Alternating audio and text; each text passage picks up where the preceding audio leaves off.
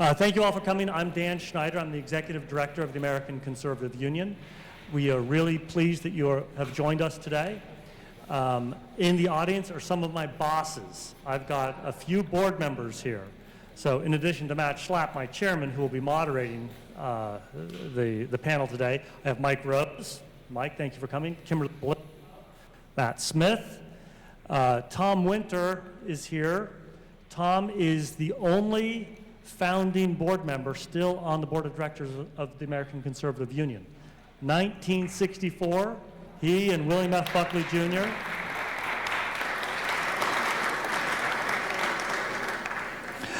And then one of my most recently elected board members is Congressman Randy Nagelbauer. But before I turn the mic over to him, I do want to just say a few more things. We're the folks who host CPAC every year. So CPAC is going to be February 22nd of next year. That's really easy to remember, 222, right? That's the first day of CPAC. It's a 4-day conference at the Gaylord Hotel close to Ronald Reagan Airport. So hope to see you there. I do want to remind everybody that this is this conference today is part of our 501c3, the ACU Foundation. So we avoid sort of discussions about politics and politicking here. This is about ideas and information that people need to know. Also, and I've got to get this right, if you have a question for our panel, we'll have an opportunity where you can ask the question with this mic, or if you would prefer, you can tweet us using the hashtag AskACU. So it's ASKACU. Finally, one of the reasons that the Brits are struggling with this question is because they're aware of the obvious security issues facing our world today. And over the weekend, we were reminded that there is evil in the world and evil people doing evil things. So if you would just take a moment for us to consider those who lost their lives and who are struggling to save their lives today.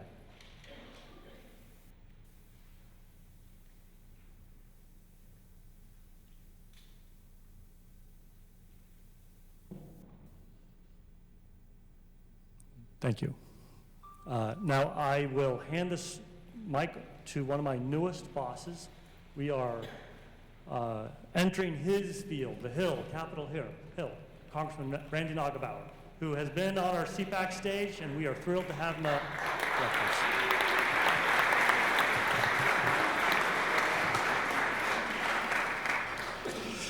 Well, as we say in Texas, howdy. Now y'all can do better than that. Howdy. Right. Well, here today, and welcome to the American Conservative Union Foundation Policy Forum, Brexit, the collapse of the EU and its impact on America. I appreciate all of you taking your time out to hear this expert panel shed light on a fascinating and a very complex issue. First of all, I think we need a little bit of background.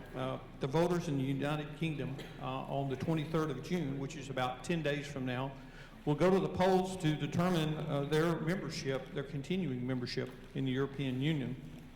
And the vote is simply up or down. Either they stay or they leave. And the implications of this decision are more complex with prominent policymakers on each side of the issues. For example, Prime Minister David Cameron favors staying in the EU, while former Mayor Boris Johnson indicated his preference for leaving. Today's forum provides an opportunity for policymakers here in the United States to more about the implications of the referendum on Americans' interest in the UK and the EU. The U.S. and the UK relationship is a long and considered unique and outstanding relationship. From cooperation in world wars to ending the Cold War, the ideals of America and the UK have largely been aligned militarily, economically, and diplomatically. America is the UK's largest trading partner and one of its biggest sources of foreign direct investment. Furthermore, London is one of the top global financial hubs in the world, and U.S. companies have a significant interest there. Taken together, all of these things contribute to how the UK affects American interest on areas as diverse as national security and the economy, and how Brexit vote will impact the United States making decisions like this extremely important. The American Conservative Union, or ACUF, has a history of continued dedication to facilitating these conversations on key issues. They hold policy forums like this across the country, providing an opportunity for thought leaders, policymakers, and grassroots to come together in dialogue and have a discussion. The ACUF works constantly to educate and enumerate the ways in which conservative principles work and how they can solve problems that face our economy and our country, especially within the framework of our Constitution. I will now go ahead and introduce our panelist and our moderator to this forum so we can get started. Our first panelist is Niall Gardner, who's the director of the Margaret Thatcher Center for Freedom at the Heritage Foundation. He's an expert on U.S.-UK special relationship and on U.S. policy towards Europe. Niall was a former aide to former British Prime Minister Margaret Thatcher and advised her on a number of international policy issues. He even assisted Lady Thatcher with her final book, Statecraft: Strategies for a Changing World. Next up is Steve Hilton, who previously served as senior advisor to UK Prime Minister David Cameron. Though he disagrees with Mr. Cameron on Brexit's proposal, Steve is the author of the UK bestseller, More Human: Designing a World Where People Come First. He's also co-founder and CEO of CrowdPack, a Silicon Valley-based information and crowdfunding platform. Our final panelist is KT McFarland, who is a Fox News security analyst and columnist, as well as an ACUF policy fellow. KT is also a weekly national security commentator for several national radio shows, and she held national security posts at Nixon, Ford, and Reagan administration, and most notably crafting the Reagan Doctrine. In 1985, KT was a recipient of the Defense Department's Distinguished Service Award. And moderating today's panel, and notable experts, is ACU Chairman Matt Schlapp. Matt worked on Capitol Hill in various roles before transitioning to the executive branch, where he served under President George W. Bush as a White House political director and deputy assistant to the president.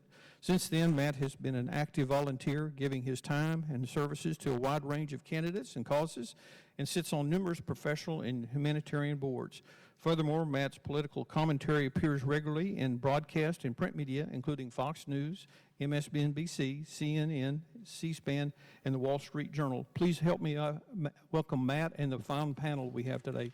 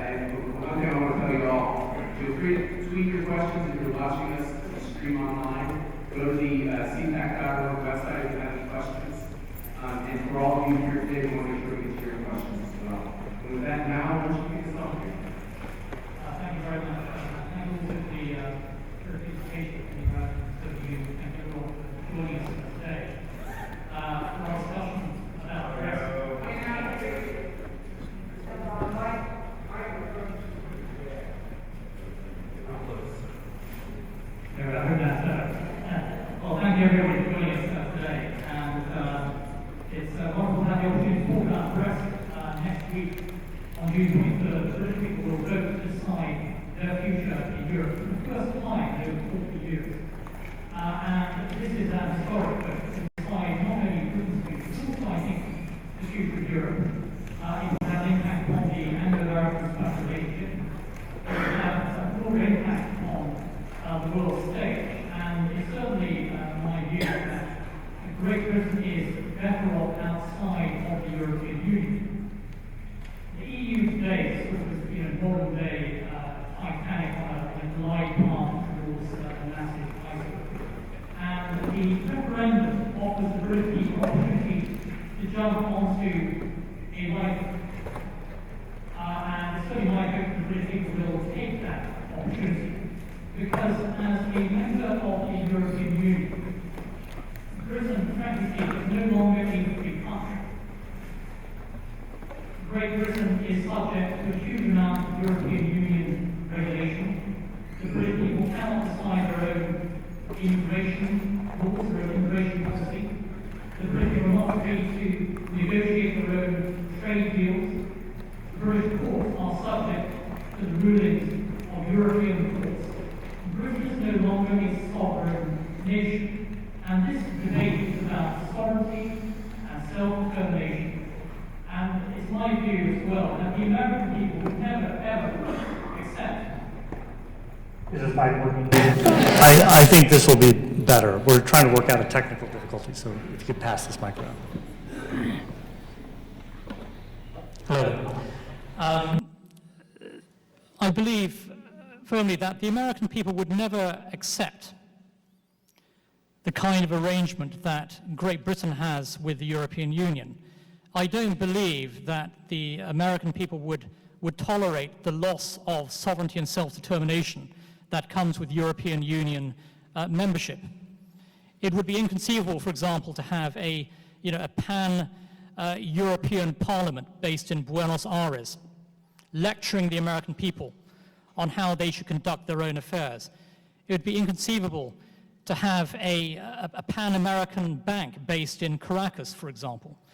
It would be inconceivable to have the evolution of a pan-American army, perhaps based in Rio de Janeiro. The American people, I believe, would never accept the loss of freedom and self-determination that you have in Great Britain today. This is also a debate, I think, about British prosperity. I believe that the European Union is an entity that is in steep economic decline. Britain is far better off economically outside of the EU. It's also my view that Britain is more secure outside of the European Union, and that the Anglo-American special relationship would be greatly strengthened by Britain being freed from the shackles of the European Union. And a Great Britain that is outside of the EU will certainly be a stronger and more prosperous power on the international stage. Ignore the warnings being issued by a whole range of international institutions at this time, but listen to the beating heart of the British people. And the latest opinion polls show significantly that the Brexit campaign has gained great momentum. Polls last week showed the Brexit side ahead by 10 points in one poll, 4 to 5 points ahead in two other polls, demonstrating clearly that Project Fear, this attempt by the British government to frighten the British people into staying inside the European Union, Project Fear simply isn't working. And the British people are clamoring for their freedom. They are clamoring to decide their own future. And as my former boss, Margaret Thatcher, used to say, you have to open your hearts to the British people. That's something that I believe that David Cameron has not done. I believe that the British government is not doing that at this time. But the heart of the British people is on the side of self-determination, on the side of deciding their own future. And I do hope that the American people will support the British people in this great endeavor. After all, this is a nation that is founded upon the principles of sovereignty, freedom, self-determination. This is a nation that has fought for its freedom. The British people are fighting for their freedom today, And I hope that everyone here, I hope that the American people will support the British people as they battle for their own sovereignty and freedom. Thank you.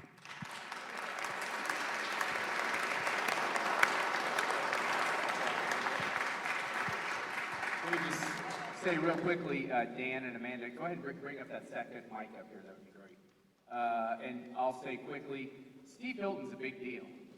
Okay, he was a senior advisor to the Prime Minister. And you know when you see that term, senior advisor or counselor in politics, it usually means even a lot more than what it sounds.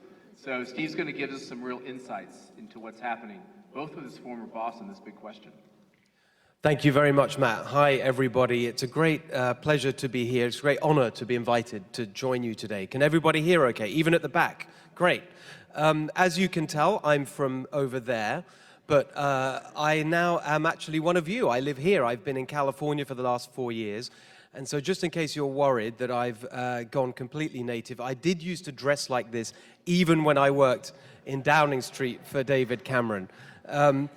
As Matt mentioned, David Cameron was my boss in Downing Street. I was responsible for the implementation of all our domestic policy program. But more than that, we've been good friends for 25 years. I was godfather to his first child, he to mine. We're very, very close, and therefore you can imagine that it's very, very difficult for me to be on the other side of this crucial argument to him, and I just want to explain why. One of the, there's a sort of joke here that I'd like to tell to just quickly explain to Americans what the EU is all about. It is a bit of a joke, but it does get to the heart of it. The EU is an organization with 3 presidents, none of whom are elected. That kind of tells you all you need to know about what we're dealing with here. And the 2 things I just wanted to mention in terms of why, before we get into our discussion, why I really feel this is such an important issue for us and why we need to leave. There's a practical dimension and a philosophical dimension.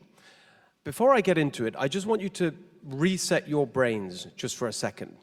Because I know from talking to friends out in California, Americans often think of this question of the EU as a foreign policy question or something to do with trade. They see the EU a little bit like a version of NAFTA in Europe. It's really not like that. For the British people deciding how to vote next Thursday, this is absolutely a question of domestic policy about how our country is run, exactly like a general election. That's the debate. Now, the practical dimension is something that I realized very quickly when we arrived in Downing Street in 2010. I found it rather interesting, as did the Prime Minister, that within weeks, there in the heart of power, we were turning on the radio and hearing about all sorts of things that the government was doing that we not only didn't know about, but that we actively disagreed with. And we said to ourselves, hang on a second, we're supposed to be running the government. What's going on? So in my position as senior advisor, I investigated. We'd prepared a lot in advance of the election for the implementation of our program. What we hadn't prepared for was what was coming in the other direction. And I soon discovered that every week in government, there was a pile of paper about this high, about a foot high. I actually have a physical example of this in my house that I show my students at Stanford, where I taught for a while about public policy. A pile of paper about a foot high that represented the actions of the British government over 1 week. Actually, not a week, it was 4 days. This paperwork was necessary for the implementation of regulation and various administrative action that ends up affecting real people's lives. So I wanted to know where it all came from and how much of it was necessary for delivering the program that we were elected to deliver. The answer, when we did an audit of this paperwork, was that 30% was necessary for the implementation of our program. 70% of it was generated from within the civil service machine, and the vast majority of that was implementing EU directives. Much more than half of what the British government was doing was directly implementing the EU's decisions. decisions that nobody in the UK voted for, and most of which we actually disagreed with. And it was at that point that I realized, purely from a practical point of view, that we had to do something about this. But it's very difficult to do something about it because actually you're not in control. There's another thought experiment I'd like you to just engage in for a second. I live and work out in California now. I run a tech startup. One of the things that helps me do that are the employment laws in California. The employment laws in California are different to the ones in the rest of America. In the UK, that's not the case. Imagine if the employment laws in California were determined by a committee of unelected bureaucrats from countries including not just the US, but Venezuela and Bolivia and Suriname. And that committee, moreover, was one on which you as America didn't even have a veto, just a qualified majority. In other words, you could be overruled on everything. And then further imagine that this didn't just apply to employment law, but to every other aspect of domestic policy, family policy, environmental policy, how the health service operates. Everything is determined in Britain in this way. It is not consistent with the second point I wanted to make, which is the philosophical argument for why we should leave the EU. And this is something I think resonates not just with Americans generally, but especially with conservatives. We believe in trusting people. We are skeptical of utopian schemes to remake the world. We believe that if you put power in people's hands, in individuals' hands and families' hands and neighborhoods and businesses, and free from the constraints of a far-off administrator's master plan, that's when good things happen. The EU is the direct opposite of that. It is actually an attack on that philosophy. And so, taking all that together, the practical impact on daily life in the UK, the philosophical argument about how a country should be run, it seems to me that Americans, but especially conservatives, should be in favor of Britain leaving the EU, not just because it's good for Britain, because it's good for the ideas that we all believe in. Thank you very much.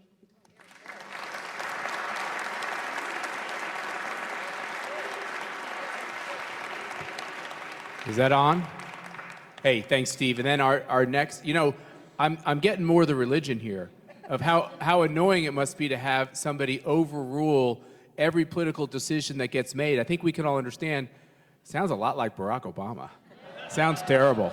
I'm getting it now.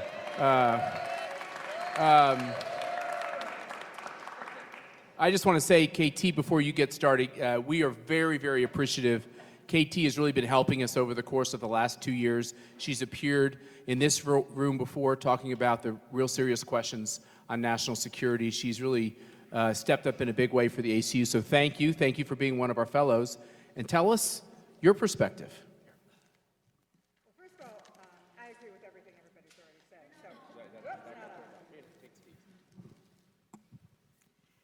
It must have been the Democrats who got the sound system here, don't you think? Typical bureaucratic government efficiency. I'd like to do a little, because I'm probably the old lady here, I want to do a little background on how Europe got into the mess that it's in. After World War I and World War II, which devastated the European continent, 2 world wars, economic disaster, the Europeans decided we're not going to have that happen again, and we are going to guarantee peace and prosperity for all of our peoples for the end of time. And they failed to deliver on both of them. The prosperity was supposed to be a common market, a common economic market, and common currency, free flow of people and of goods and of commerce across those borders. It was going to be regulated not by these individual countries which had fought each other for decades, but by faceless bureaucrats in Europe, in Brussels. And as these 2 gentlemen have very well articulated, what that meant was unelected, unaccountable bureaucrats, not in Washington, but in Europe. But the second part of it was the peace part, and that they've also failed to deliver on. The Europeans thought initially after World War II, well, we've got NATO, we've got the European guarantee the Americans are going to come to our aid like they did in World War I, like they did in World War II, if there's ever a problem. So we are going to cut back on we're going to cut back on our defense spending, and we're going to build up our social programs. And then with the collapse of the Soviet Union, in large part because of Reagan and Thatcher and the Pope, as a result of the collapse of the Soviet Union, the European countries said, terrific, we don't have to do anything because we don't have an enemy. So they cut back on their defense programs, really gutted them. And they also gutted their intelligence gathering communities. And with the open borders, they had an opportunity to gut border guards. So what promised to be an era of the end of history, and it was going to be peace and prosperity, really failed to deliver because it failed to account for the rise of two things. One was the re-emergence of Russia, Soviet Union, but now in the form of Russia, and the creation of the Middle East Islamic Jihad that would spread to Europe. In addition to that, as part of this peace and prosperity, the Europeans adopted a policy. I really think that this is a plot, don't you? Anyway, I'm getting carried. What they decided was that they were going to, in the interest of brotherhood and humanity, they would adopt multiculturalism, so that they would not sit in judgment of other countries and other societies, whether they be in the European continent or from elsewhere. And they allowed the growth of these sort of separate cantons, these separate groups within Europe that neither subscribe to the European culture, laws, certainly not religion, but ethnic background. And so that's what got us into the mess that we're in today. Now, I want to address particularly the military part of it and the security part of it. I've just returned from a week in the Baltics. That's Estonia, Latvia, Lithuania, and in the former Soviet Union. Those countries, those three countries have rearmed, but the rest of Europe has not. And the attitude is, well, we've got America, we've got Article 5 of the NATO treaty. If Russia attacks us, the Americans will be here to defend us. As a result of that, they really have not rebuilt their militaries. I mean, even Barack Obama has said they're freeloaders. And to a large extent, they are. The NATO treaty and the agreement we had with the European countries was written at the end of World War II when those countries were on their knees, economically and militarily. So we contribute 75% of the budget of NATO, even though it's in large part to defend the European countries. But at the end of the day, I think the security issue is that Europe is committing assisted mass suicide. And that's the reason Britain should get out of the European Union. The multiculturalism has taken root in most of the European countries, Northern European countries in particular. They will never be the same. Germany will never be the same. Sweden will never be the same. The migration flows, which show no signs of abating, in fact, will probably increase in the next year or two, are going to be a major and significant strain on the economies of those countries. For example, some of the Northern European countries, not Britain, but the Northern European countries, are going to spend more on the migration hordes, the migrants, spending that money for feeding them, housing them, medical, education. They're going to spend far more on the migrants than they are on their national security and defense. They can't spend both. Their economies have never recovered from really the economic crisis of a decade ago. They now have these additional burdens to bear from the migrant communities, and they've also risked their security. Who would have thought that terrorists could commit the acts that they committed in Brussels and Paris and then hide in plain sight? The most wanted man in the world, the most wanted man in Europe, whose picture was on every subway stop, on every bus, that man was hiding in plain sight in Europe and was able not just to hide in one place, but to travel freely throughout the region. I don't know that Europe ever can get a handle on this again. I don't know. They have now, the open borders mean that when some of the countries in Europe saw the migration hordes, they tried to stop them, but they had no ability to do it. They had no border guards. They had no border. They were going to the equivalent of Home Depot and getting barbed wire to put up so that they could control their own borders. That problem is going to increase and intensify because what drives those migratory levels is the conflict in the Middle East, and I can promise you that is not getting any better. and migrants are coming from as far away as Afghanistan. That's not going to get any better. So the pressure on the the continental Europe is going to intensify. So it'll be an economic pressure, it'll be a cultural pressure, and it'll be a national security pressure. When I look at the Brits, they have a chance to get off the sinking lifeboat. They have better control over their border, in part because they're an island, but in part because they have, in the last several years, taken it more seriously. They've not embraced they initially embraced multiculturalism, but now they're announcing that, in fact, it hasn't worked. They continue to support at least 2% of their GNP is devoted to military. So unlike the continental European countries, the Brits have at least remained and maintained a military. And then finally, you know, for the arguments that Niall has given, these are economic arguments as well, and the national sovereignty of Great Britain, they're still a sovereign nation and an empire that still understands what it was like to be an empire. So I think if anybody asks you, the Brits have an opportunity now to leave a sinking lifeboat, and as my boss Ronald Reagan and your old boss Margaret Thatcher, and maybe not your boss, what they understood was that a crisis also presents you with an opportunity. And I think there is an enormous opportunity that if the United Kingdom leaves the United Europe, the European Union, that unlike President Obama, who said and threatened to the Brits, if you dare do that, you're going to get to the back of the queue. We're not going to have a trade deal with you. Well, I would hope the next American president puts him at the front of the queue.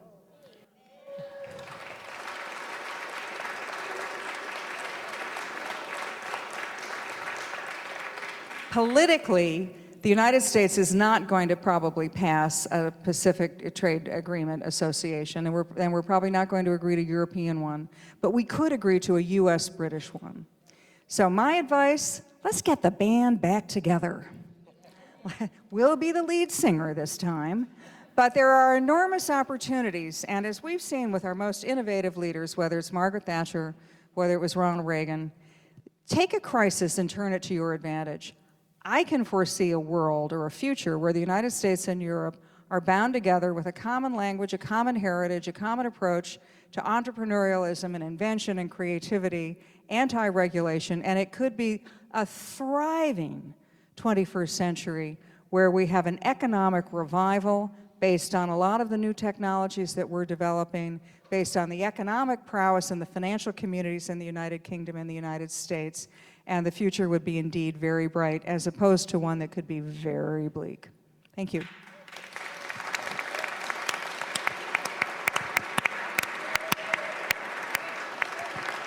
See if I mastered this. This is the smallest little button. Turn it on. I just want you to know, and I have to use my eyeglasses. Okay, fellas, you can see why KT is a television rock star. She summarized things pretty well. But do you agree? Is there anything you'd like to kind of disagree with? Go. Actually, I don't have Here, give him the mic. Yeah. Hello.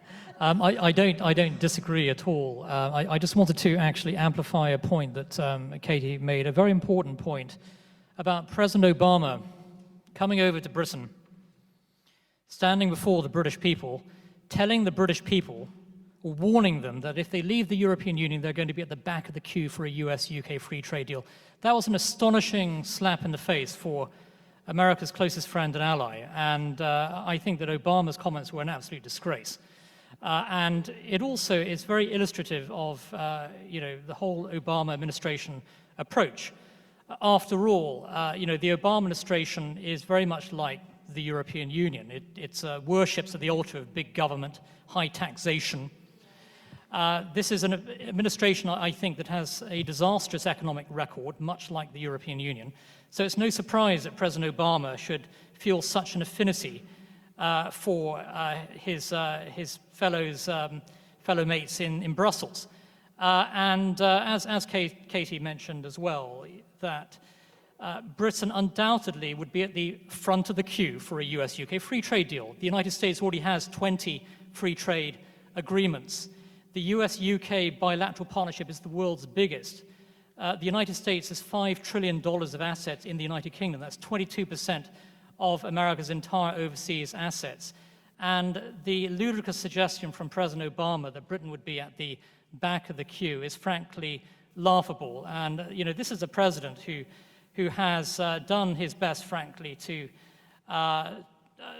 undermine the American economy. He's done the best to undermine, I think, economic prosperity, economic freedom in America. Now he's trying to do the same for the British. But I think it takes a lot of gall and a lot of cheek for President Obama to go over to the British people and tell them how to vote in their own referendum. And needless to say, following Obama's visit, I think the polls for the Brexit side went up about 3 or 4 points, actually. So perhaps Mr. Obama would like to come over again next week and do us all a favor. This one? This one? Okay, how are we doing with that? Okay. So I just, again, wanted to amplify a couple of things and also to give you perhaps a flavor of the debate so that we can start to have a discussion. I want to focus on this economic question because right now in the UK, to a certain extent, the debate is being presented, certainly by those who want to stay in the EU, as a choice between the kind of airy-fairy, conceptual dreamers of those who want to leave, who are all obsessed about sovereignty and these lovely concepts, but actually what this really should be about is hard-nosed economics. And the argument there points towards staying. That's certainly how it's trying to be presented. And in fact, I've just written a piece today in the London Times to try and call out that framing of this for what it is, which is a complete distortion. Because the arguments about sovereignty are the economic arguments. I just want to give you one example. We've heard already about immigration in a security context. And let's just remember what we mean when we talk about immigration in the context of the EU and the UK. It is in the words of the EU treaties, the free movement of people. There are no impediments to anyone moving anywhere in the EU, no borders, just go wherever you want. Exactly as within the US, between 28 countries, including, by the way, from Brussels, which is rapidly becoming certainly the European headquarters of ISIS, if not worse. Free movement anywhere in the EU. But let's just look at the economic argument. The immigration question is about economics in the UK for 2 reasons. First of all, what's actually happening in the UK today is that because of the big economic differences between Britain and the poorer parts of the EU, you're seeing huge millions and millions of people, for reasons we all understand and would admire actually, moving from countries, for example, like although I'm a Brit, my parents are from Hungary. And as I put it, when I go and talk about this in the UK, and I can say this because I'm Hungarian, we are importing unlimited numbers of Hungarian waiters to come and work in the UK, who may be very charming people, but they don't exactly add a lot of value to our economy. Hungarian waiters and other low-wage employees who are cutting wages in the UK for citizens of the UK, at the same time as having an unlimited approach to people coming from within the EU. Because of that, we have to have an incredibly restrictive policy on people coming from outside the EU. Because, as everyone understands, there's only a certain number of people you can invite to come and live and work in your country. You have to have some controls. We have no control over anyone from the EU. What that means is that we are turning away people who could add massively to Britain's economy and society, brilliant entrepreneurs and scientists and engineers from China and Brazil and India and the United States. Can I just jump in and emphasize what this means? Think of the ship is going down and there's one lifeboat, and everybody's going to try to jump on the one lifeboat. When I was in Latvia last week, Latvians had done a public opinion poll. That is a small country, and they actually are presenting 2% of their GNP to their defense, and they've got a really big military of 3,000 people. What the poll asked, if the Russians were to invade, if Putin does to the Baltics, Estonia, Latvia, Lithuania, what he did to Georgia, tanks across the border in 2008, or what he's done in eastern Ukraine or Crimea, which is this phony hybrid war, what would you do? Some 15–20% said that they would stay and fight. Some 15 or 20% said, we'll accommodate, we'll strike a deal.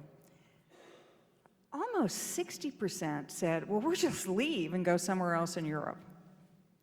Now, can you imagine what would happen if this does happen on the eastern border of Eastern Europe, in other words, Russia's western border, if there is some kind of a security movement that Putin tries to move that border, you would then see not just the Middle East migrants, but you could see migrants from within Europe, and they would have, and this would be the people who are going to, in some cases, be the low-value workers, but in many cases could be the higher-value workers who would then go and take jobs from others. So from the economic and employment rationale, this could be a really big problem. Not just people from outside of Europe coming into Europe and coming to the United Kingdom, but people from Eastern Europe leaving Eastern Europe and heading west, and then presumably heading into Great Britain. So it's a much bigger problem than just the multiculturalism.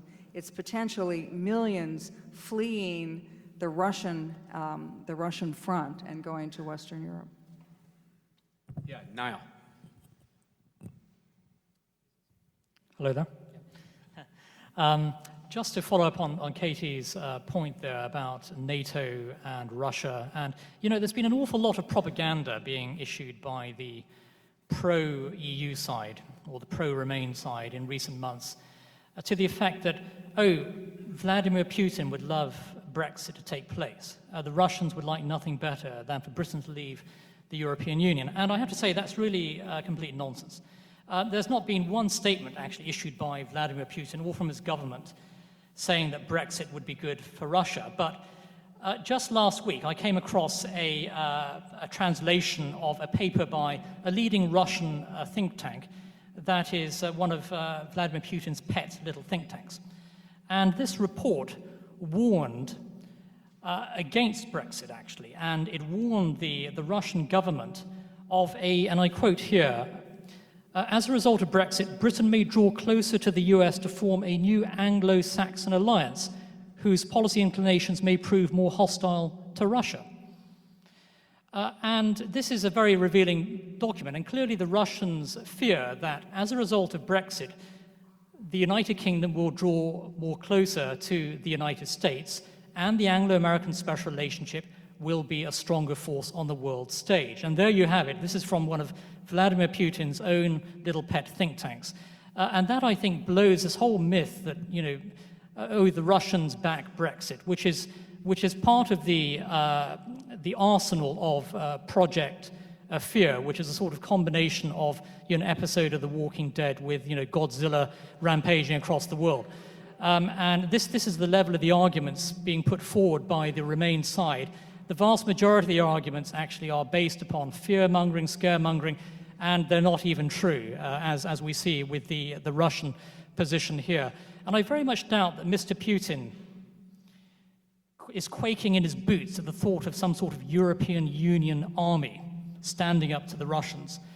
Mr. Putin fears American power, he fears the NATO alliance, and he also fears the Anglo-American alliance, a very, very powerful force on the world stage. He doesn't fear the European Union. In fact, I believe last year that the German military had to use broomsticks for a NATO exercise because they were so badly equipped. And that's very, very revealing, actually. About In addition, they didn't want Union. it. Not only were they badly equipped, Yeah. so they had to use broomsticks. They didn't want to be provocative, Yes. so they painted broomsticks black. Yeah, that says it all, actually. And there is a real pacifist mindset within the European Union. And believe me, the British people don't share that pacifist mindset. And they're prepared to fight and defend sovereignty and freedom, and also to stand up to dictatorial regimes like the Russian regime today. I'd like to ask Steve a question. Since you're now a tech entrepreneur in California, what do you think the opportunities are for the United States and Great Britain to work together on a lot of tech advances. I mean, Britain, is, as I understand it, is the tech capital of Europe. And so are there opportunities for us as we see all of these new tech-driven innovations, whether it's driverless cars, robotics, nanotechnology, DNA-based medicine, what might the opportunity be there between the United States and Great Britain if we had some kind of an economic alliance and free trade zone? I think it's such a central question, and I think that the answer is that there's a massive opportunity for pro-enterprise reform, actually on both sides of the Atlantic. But that is really held back on the other side by what the EU is doing. And here's a parallel with this country, because what you see over and over again coming from Brussels, the headquarters of the European Union, is an agenda being promoted which is a technocratic agenda that is driven by incumbent big businesses that have been almost totally captured, just in the same way as the similar equivalents in the US have captured the levers of power here in Washington through their lobbying and political campaign finance involvement and so on. That's one of the reasons I started my company, CrowdPact, was to do something about that, to try and end this stranglehold of big money donors on the political system. It's exactly the same in Brussels. You have it basically works for the insiders.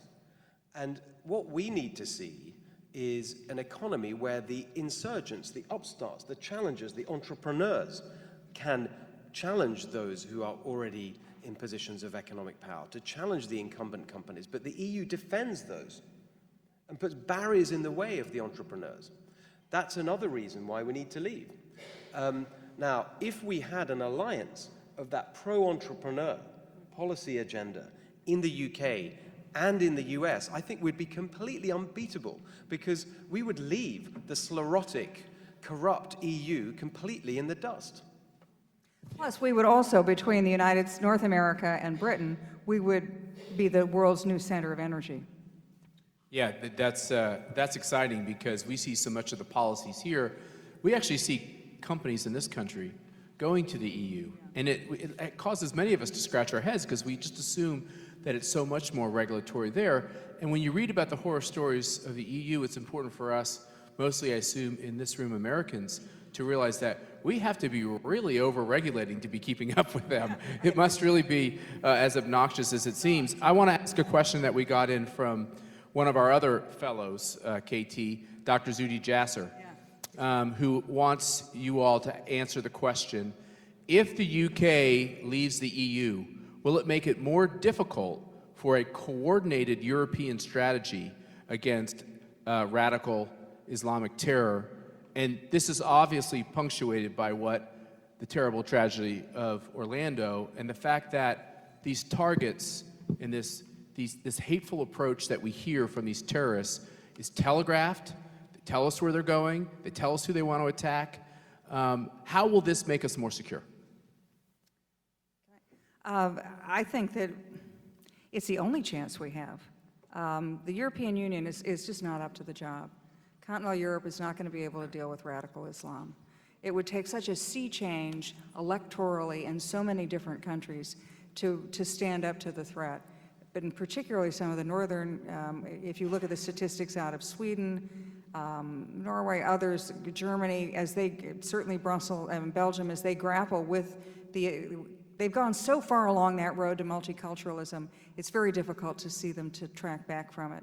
On the other hand, the United Kingdom, which had a larger immigration flow earlier, has dealt with it. I mean, they have come to the conclusion that multiculturalism doesn't work. They've also gotten pretty good at dealing with terrorists, in large part because Britain was the first country really to deal with the terrorist threat from within, with the Irish terrorists.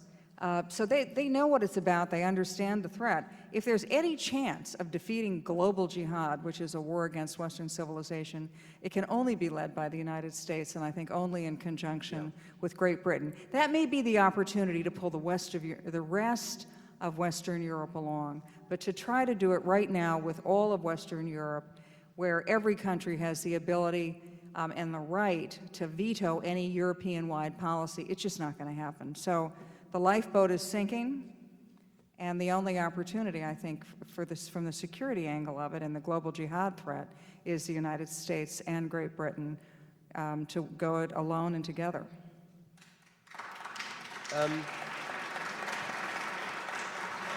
I agree with everything there. I don't want to repeat anything. I just make one point, which is that this argument about security, just as in relation to the economy and trade, is presented as some kind of massively divergent choice between total isolation and cooperation.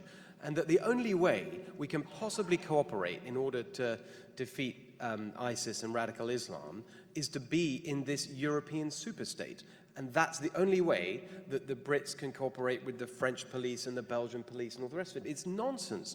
Our closest security cooperation is with the US. We're not locked into some institutional embrace in terms of sharing sovereignty in our governments. It's ridiculous to say that the only way Britain can cooperate on terrorism is to be in the EU. Of course, it's possible to have arrangements for different parts of international relations without being trapped in this bureaucracy and this basically a federal government for Europe. That's what it is. And the Europeans are not sharing intelligence. It's only in the last 3 or 4 months that they've been able to share intelligence within the European states. The United States and Britain have shared, and the United States and some individual European countries have shared. But for example, no-fly lists. I mean, they weren't sharing no-fly lists up until a couple of months ago. So if there is any opportunity, it's the United States and Great Britain, which recognize the threat and are still in a position to deal with the threat. I think continental Europe is just as unlikely. And the other thing is that we enjoy a free press. I mean, we know we enjoy a free press in the United States, and so do the Brits. I don't always enjoy it. I enjoy it sometimes. Yeah, I only enjoy it sometimes, too. But in the rest of continental Europe, the crisis that some of these individual countries are having, it is not being reported in their media, and their governments are trying to downplay the threat that's being posed by radical Islam in these countries. So again, if you can't even talk about it, it's very unlikely they're going to solve it. So can I just jump in very quickly? I do want to speak up for... Go fast, because Niall has been very patient. I know. I do want to quickly speak up for my friend and my former boss, David Cameron. I think I think it's almost the best thing that he's done in terms of his leadership in the UK, is really step up and confront this challenge from radical Islam, call it what it is, be very direct about it, unlike what we've seen here, frankly, but at the same time to do so in a respectful way that understands that we have a large Muslim population, and he's balanced that line very, very effectively and demonstrated real resolve in this fight. Now. Oh, thank you. Just want to add that I think, the European Union response to the ISIS threat has been, basically non-existent, and it's a complete spectacular mess, really. And ISIS takes full advantage, I think, of the European Union and the freedom of movement. And at the moment, and I think Steve, alluded to this earlier, Belgium, Brussels is the heart of the ISIS terror network in Europe. And if you're a Belgian citizen, you have the right to move to the United Kingdom and settle in the United Kingdom. Britain doesn't control its own borders at the moment. The best way to defeat ISIS is to control your own borders. And at the moment, you simply do not have border control inside Europe, because individual nation states do not have the freedom to protect their own borders.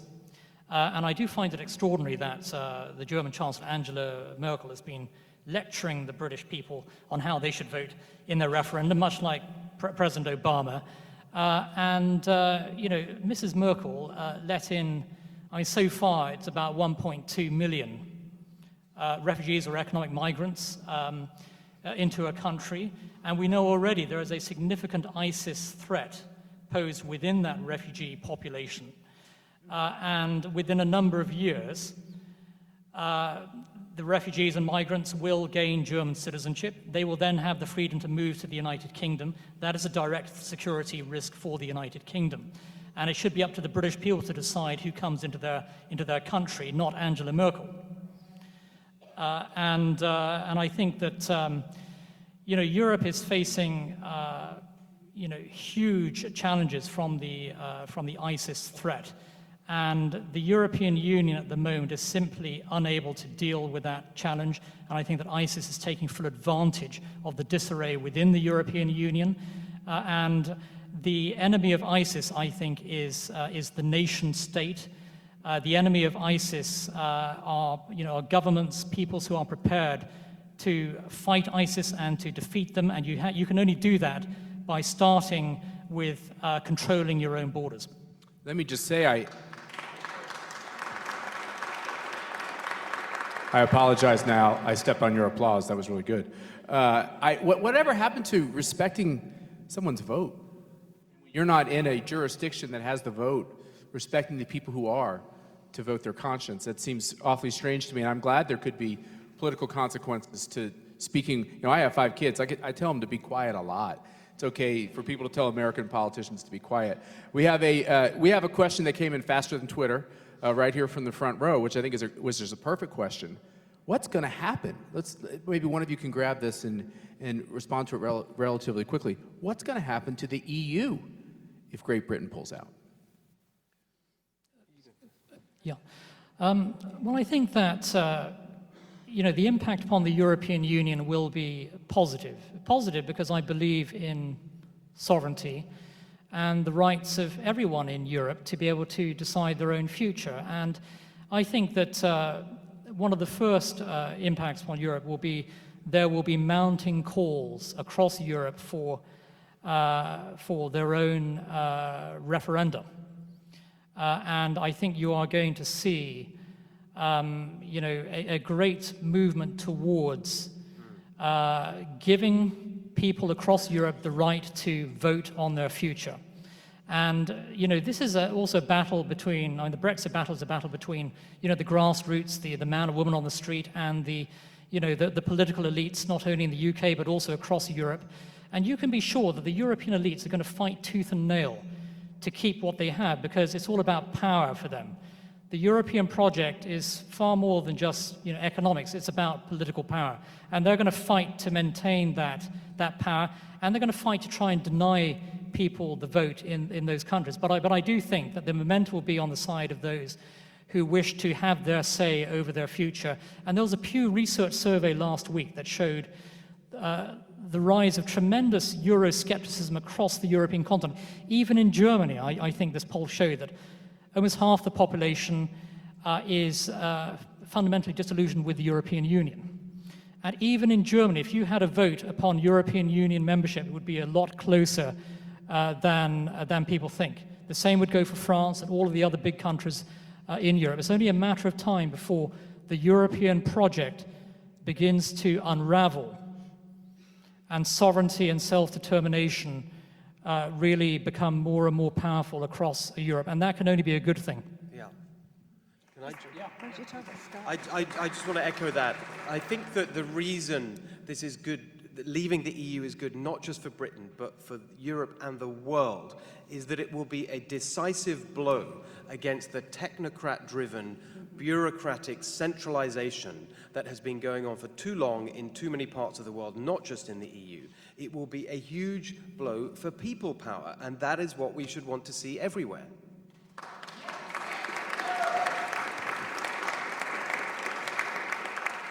I think practically speaking, the Netherlands, several countries which are more pro-free market and pro-growth countries will maybe try to follow suit, because they don't, a number of them feel Great Britain in the European Union was the one voice that at least was sort of putting the halt sign, or at least the caution sign, up against bureaucratic governance, and that those littler countries, which are pro-growth countries, may decide that there's nothing for it, that they'll just get crushed by Germany. And so I think you will see the unraveling of Europe. I agree with Steve. I don't think that's such a bad idea. I love this, that we keep talking about sovereignty, because so many reporters here in America try to make it sound like it's such a bad thing to put your national interests first. You're surprised by that? Yeah, I guess I'm still hopeful. But we have a question that has come in. I think I just lost the mic. We have a question that has come in from one of our ACU members from Colorado, and she asked the right first question. No offense to our great allies in the UK. what does this mean for us, for America? If there's a successful vote for Brexit, is that a good thing for America or not? Yeah, that's a great question. And I think that Brexit would be a great development for the United States because Brexit will result in Britain being drawn closer to the United States, the strengthening of the special relationship. It will also, I think, enhance American prosperity. And I'm in no doubt that a US-UK free trade deal would be signed between the US and the UK, despite what President Obama has been saying. But let's face it, President Obama is wrong on 99% of things. He's wrong on Brexit as well. And a free trade deal that binds together the world's biggest economy, the United States, with the world's fifth largest economy, Great Britain, can only be a force for prosperity and a force for good on the world stage.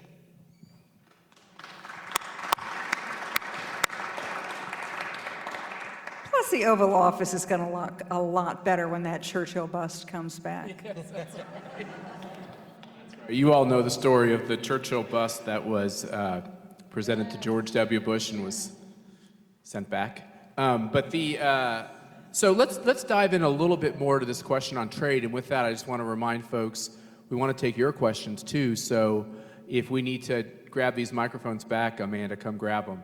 But on this question of trade, and we were talking a little bit, we were actually in Congressman Ron DeSantis' office. Do any of you know Congressman Ron DeSantis? If you don't know him, you ought to get to know him. He's a fantastic member of Congress, has about a perfect voting record, as perfect as you could possibly be. And we were talking about this concept of trade where people tell us, it tells us within the context of America considering an Asian trade pact, which this whole question of, well, if Great Britain's not in the EU, trade stops. I didn't realize that. Trade will just stop. There'll be no trade because somehow you're out of the EU, and all these great British products, I guess, will just completely be off the market or unavailable. Or do you need a big, complicated trade pact for UK to export its products to Europe? Steve, you want to grab that one? I think this argument about trade, certainly the way it's being presented by those who want to stay in the EU, reveals something fundamental about politicians. It reveals a kind of vanity about politicians where they think that the only good things in the world are a result of what they do and the rules and bureaucracy and systems that they set up, and nothing else good can happen organically on its own. The truth is that when you think about trade, what does it really depend on? It depends on whether British entrepreneurs and businesses are designing and making and selling products and services that other people want to buy. The advantages that the UK has in trade have nothing to do with the EU or whether we have access to the market, so much as things like our language and our legal system, and the fact that we're in this very helpful time zone for global trade. The fact that we have tremendous advantages in services, in science and our brilliant universities, all these fundamental things that were there before the EU and will be there after the EU are the reason that we will do well in trade.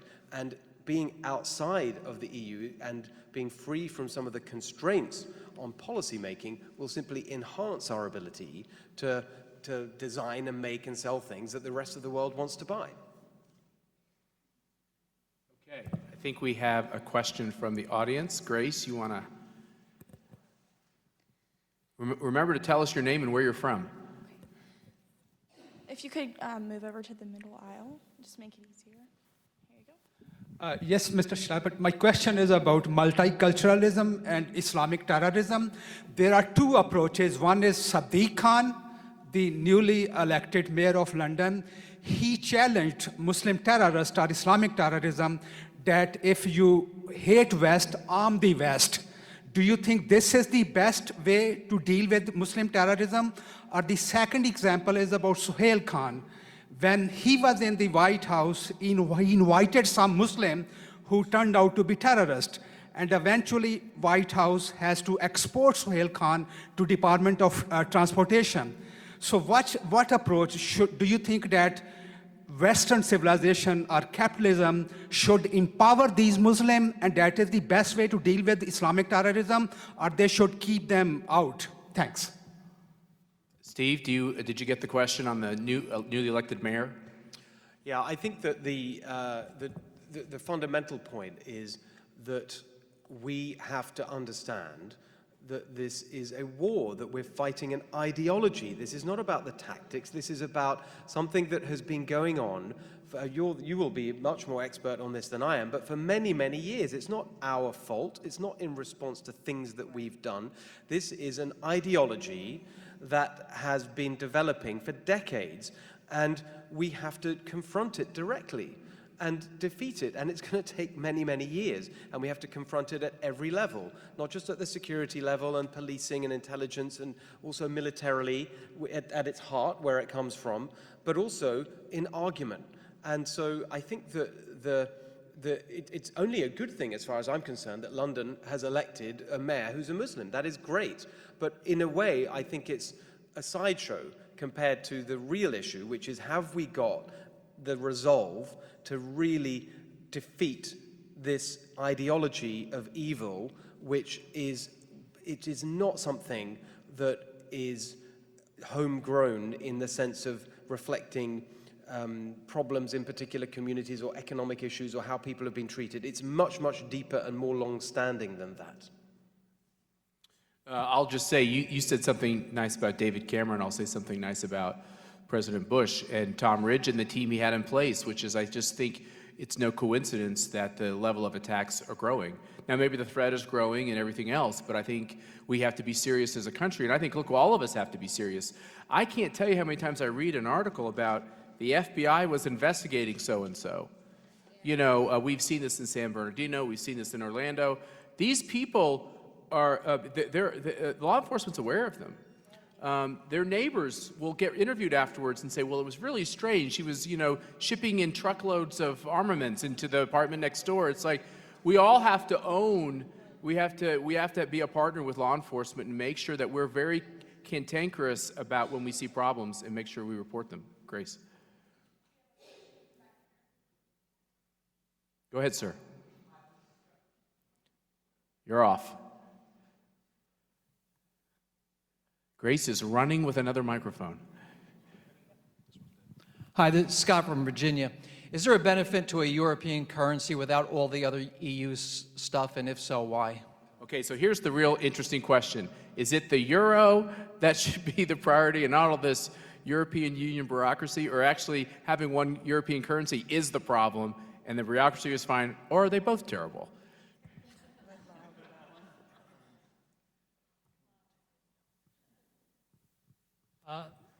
Thank you. That's a very good question. Can you hear me? Yeah.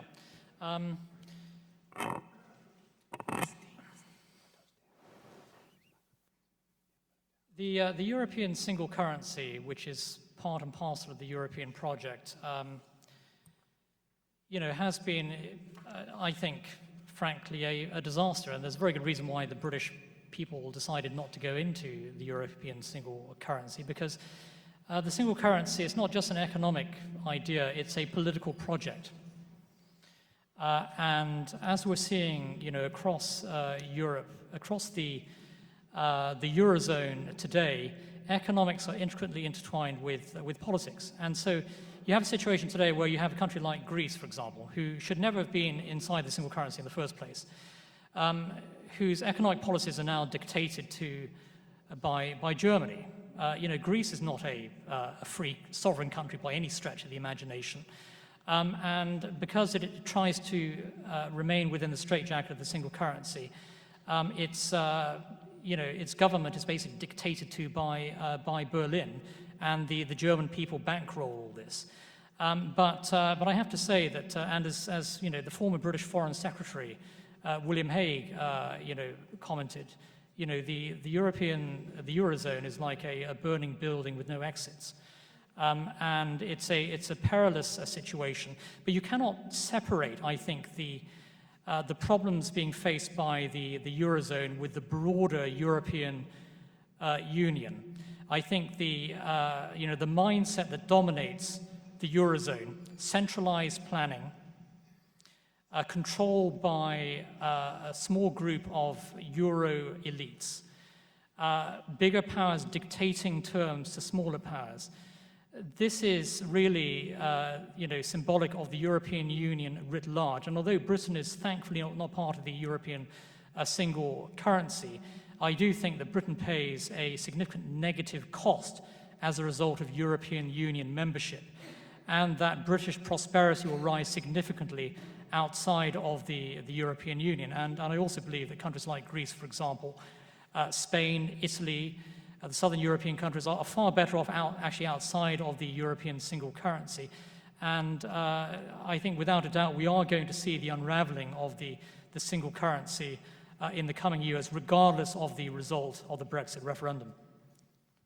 I see the intern who screwed up on the microphone has now been given a new job. Grace, you have some other question? Yeah, I have one question back here. Do you want me to? Okay. Hi, my name is Sabah Ahmed. I run the Republican Muslim Coalition. My question is regarding outreach to Muslims in Europe from the British government. I don't think it's reasonable to demonize Muslims in power. I was glad to see Sadiq Khan elected, but I noticed some comments here that were against conservative Republican Muslims working very hard. And I think, it's an ideological battle that has to be won with ideas of Muslim Americans and Muslims in Europe. So what are your thoughts on that, and how is the British government reaching out to Muslims? Yeah, just to take up I agree with everything you've said. I think that's exactly the right approach. And I just slightly repeat what I said earlier, which is I do think that the British government, led by David Cameron, has taken that seriously and has developed. I remember when I was there, we had a strategy of outreach to Muslim communities to engage them in the fight, both in terms of helping them to understand that we wanted to work together, but also calling upon them to be part of the fight in terms of addressing radicalization where it happened, both in mosques, in Friday prayers, in the home, in communities, all the places where it's hard for the state, as it were, to do that directly. You've got to have the community on your side, and I think that the way the British government has been going about that, going on for now at least 5 years, is pretty good. It's a pretty good model for other countries. I can't speak to what's been going on in the rest of the EU, but certainly within the UK, I think a good job is being done there. And actually, you'll see that despite and actually it also relates to something you were saying earlier, Katie, which is our experience with terrorism generally, going back many, many years. I just think that the government is doing a better job than others in Europe on all aspects of confronting this. We're going to get the hook here in a few minutes. If we can just get a couple more questions until Dan tells me we have it. Grace, who's our next? Was it over here? Yeah. This woman in the sweater here, can you just stand up and speak real loud? Yeah. Oh, you're in the black. I'm sorry. Well, you guys are going to have to fight now because I thought you were together. Okay. All right. Loud, loud.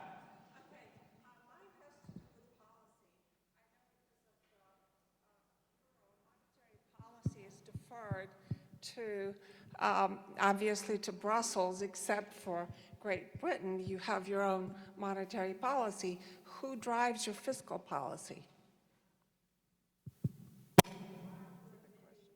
In the EU, Albania, of all places. Well, the fiscal policy is pretty hard fought over within the EU, in the sense that there is a strong degree of domestic control. We do control taxes and spending, but the EU is constantly trying to grab control over that. It's a constant battle. And it's done in the name of this phrase that's used all the time by the Brussels bureaucracy, which is harmonization. This idea of harmonizing everything across the EU in order to make the single market work better. And fiscal policy is exactly one of those areas. And what happened, because it's such an important area, this is really getting into the detail of what happens. Let's imagine you're in a situation where you're negotiating in the EU about all sorts of policy areas. And there are 80 things in any given period, let's say a month, that the EU wants to do to Britain, that you don't want to do any of them. But of those 80 things, 5 are really destructive. Then, in order to try and fight off the 5 that you think would cause a huge problem to your economy, and they're often likely to be fiscal, in the sense that the importance of tax and spend on an economy, you have to give up your position on the 75. And that's how you end up with all this stuff that you don't want, because you're fighting for the stuff that really matters in this endless horse trading that goes on over policy. So far, we've done pretty well at retaining control over fiscal policy, but the direction of travel from the EU has only been in one direction, which is more centralization, more control going from member states to the central bureaucracy in Brussels.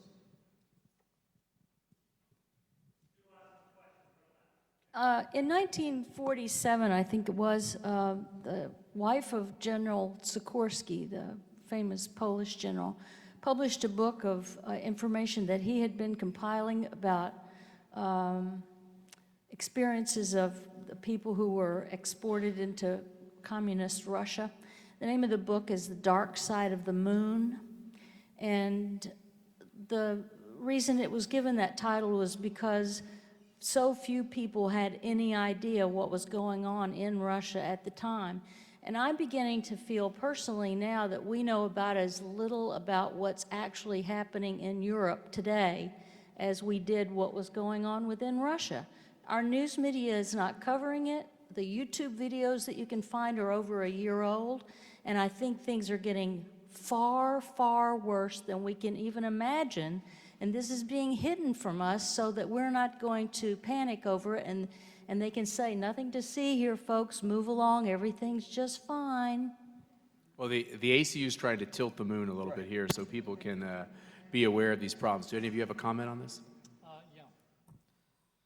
Certainly, and that's actually a very good point that you made there. I think within the European Union, there is a fundamental lack of transparency and accountability, and that's a key reason why millions upon millions of British people want to get out of the European Union. It's one of several key reasons. And you also have the centralization of political power in the European Union, a huge disconnect between the European elites and the ordinary people. And I believe that the lady next to you also spoke about EU expansion, and you mentioned Albania, but the far bigger elephant in the room, of course, is Turkey. And the European Union is already committed to bringing on board 5 new member states at a time to be determined. And that includes Turkey. Turkey has 80 million people.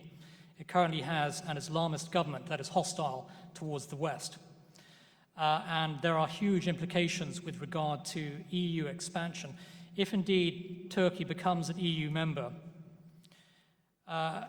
80 million Turks would have the right to move westwards. Many certainly would come to the United Kingdom. That's a matter for the British people to decide, not for Angela Merkel or for European bureaucrats to decide. And this is why sovereignty is so important.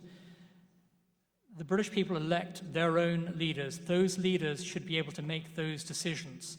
And you need to take power away from the European elites who have become far too powerful and frankly divorced, I think, from ordinary voters across Europe. Amen. Well said. Final question here. Thank you. My name is Deborah Weiss, and I'm an attorney. I do a lot of work on national security and First Amendment related issues. This is a little afield for me, but my question is, I heard on the radio, just listening with one ear, that they were having some practical problems with a lot of the machines and vote, and that there's a good possibility that a lot of people won't actually be able to vote on this, and especially women for some reason. Could you comment on that? Steve. There was as I understand, I'm happily... Steve, I spent 36 days in the Florida recount. If you guys need help, you could give me a ticket. I'm in the happy position I'm in the happy position of having left the British government 4 years ago, so I don't have any responsibility for any of this. But as I understand it, the issue was the registration to vote. There's a website that was provided to enable people to register to vote, and it crashed under the demand of applications following one of the TV debates, and so they extended the deadline by 2 days, I think. So no voting has actually taken place yet. This was actually registering to vote.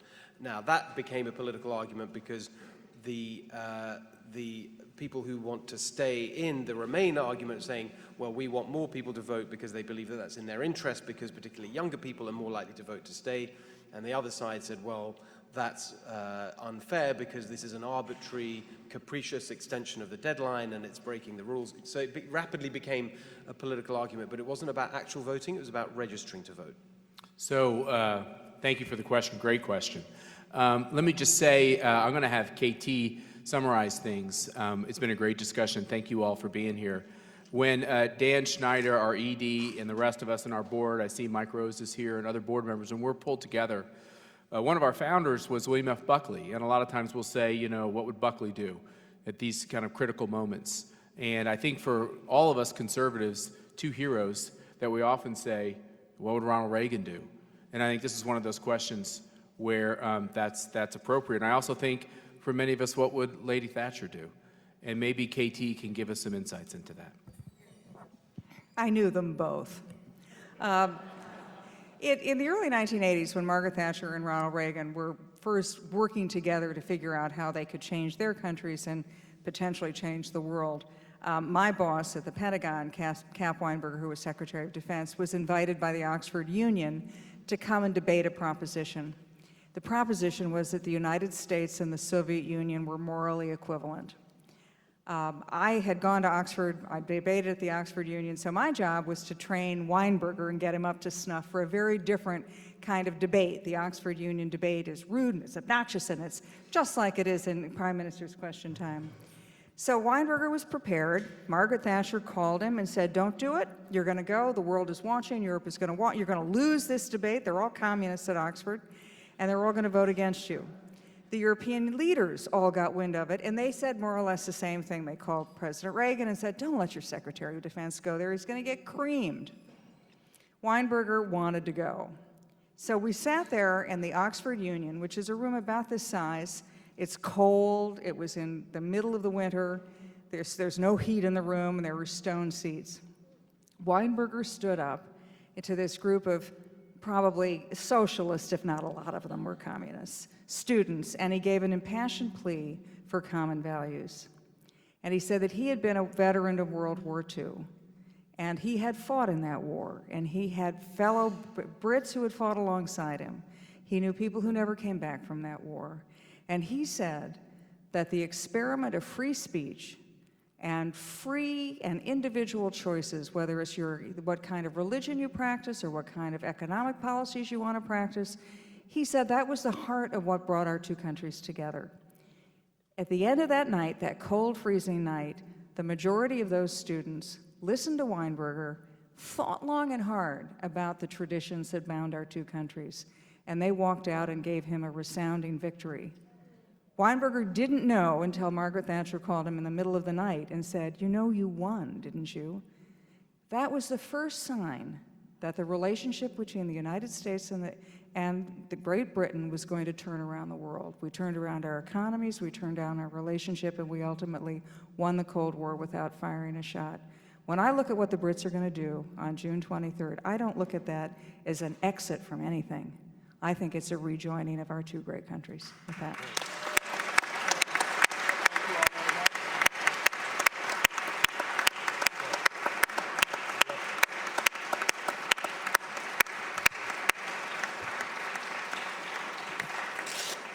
Let's put our hands together and thank our panelists for a really great conversation.